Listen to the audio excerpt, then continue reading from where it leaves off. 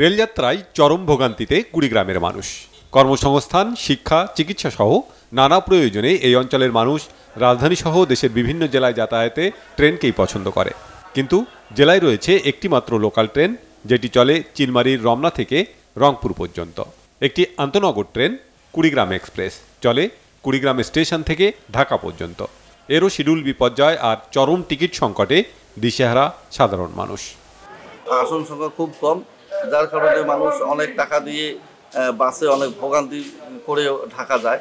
তো কুড়িগ্রামে যদি ট্রেনের আসন সংখ্যা বাড়া যায় বা আরও একটি ট্রেন হয়, তাহলে এই নিম্ন অঞ্চলের মানুষরা খুব সহজে ঢাকা যেতে পারবে। এখানে 5-6টা ট্রেন ছিল প্রায় 90 সালের আগের দিকে, আর এখন মাত্র দু একটা ট্রেন, সেটাও তার আবার শিডিউল টাইমে আসে না। যদি 7টা ট্রেন আসে বেলা 2টার সময়, আবার রাতের ট্রেনটা আসে দেখা যায় রাতে 11টার দিকে। কুড়িগ্রাম এক্সপ্রেস মানে হচ্ছে হয়তো আমাদের কুড়িগ্রামবাসীর জন্য হয়তো বরাদ্দ।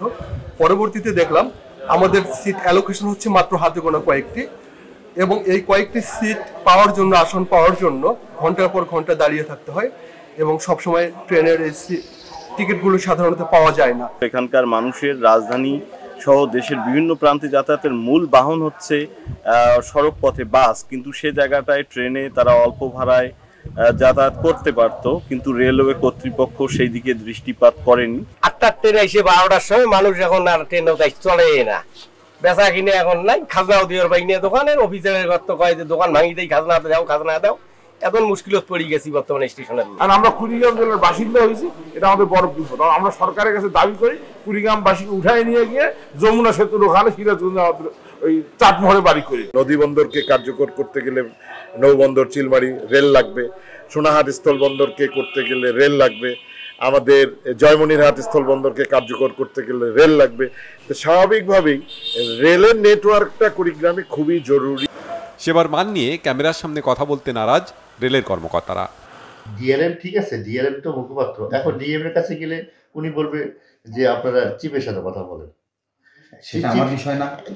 আমি বলি সাইকেলগুলো যেভাবে হয়ে যায় আর কি, না সেটা আর আপনি যখন এক্সিকিউটিভ চেয়ারে থাকবেন তখন আপনি পারেন, কিন্তু আপনি আমাদের মানে আমি এন্টাইটেলডই না, আপনি জিনিসটা বুঝেন। দুটো কেন আসলো একটু খালি বলুন। না আমি এন্টাইটেল কথা বলবো না, তো আপনারা দেখতে দুটোকে সাথে বলুন।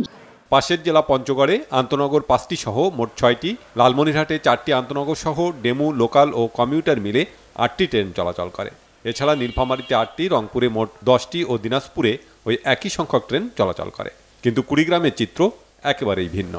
জেলার আর্থসামাজিক উন্নয়নে দ্রুত রেলের সংখ্যা বাড়ানোর দাবি পিছিয়ে পড়া এ অঞ্চলের মানুষের। Bangla vision news desk.